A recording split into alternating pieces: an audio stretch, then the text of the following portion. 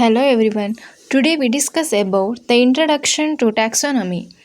Since it is nearly impossible to study all the living organisms, it is necessary to devise some means to make this possible. This process is classification. Classification is a process by which anything is grouped into convenient categories based on some easily observable characters.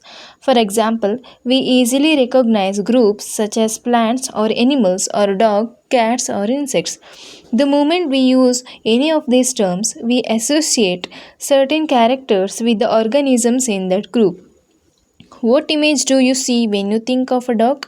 Obviously, each one of us will see dogs and not cats. Now, if we were to think of Alsatians, we know what are we talking about. Similarly, suppose we were to say mammals, you would of course think of animals with external ears and body hairs. Likewise, in plants, if we try to talk of wheat, the picture in each of our minds will be of wheat plants, not of rice or any other plants. Hence, all these dogs, cats, mammals, wheat, rice, plants, animals, etc. are convenient categories we use to study organisms. The scientific terms for these categories is taxa. Here, you must recognize that taxa can indicate categories at various different levels.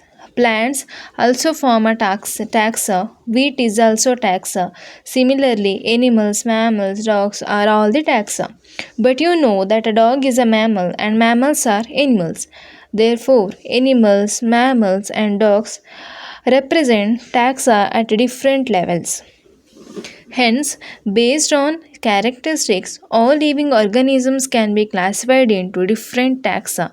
This process of classification is taxonomy. External and internal structure, along with the structure of cell development, process, and ecological information of organisms are essential and form the basis of modern taxonomic studies. Hence, characterization, identification, classification, and nomenclature are the processes that are basic to taxonomy. Taxonomy is not something new. Human beings have always been interested in knowing more and more about the various kinds of organisms, particularly with reference to their own use. In early days, human beings needed to find sources for their basic needs of life, clothing and shelter.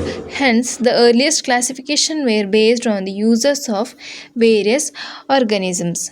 Human beings were since long not only interested in knowing more about different kinds of organisms and their diversities, but also the relationships among them. This branch of study was referred to as systematics. The word systematics is derived from the Latin word systema, which means systematic arrangement of organisms. Linnaeus used Systema Nature as the title of his publication. The scope of systematics was later enlarged to include identification, nomenclature, and classification. Systematics takes into account evolutionary relationships between organisms.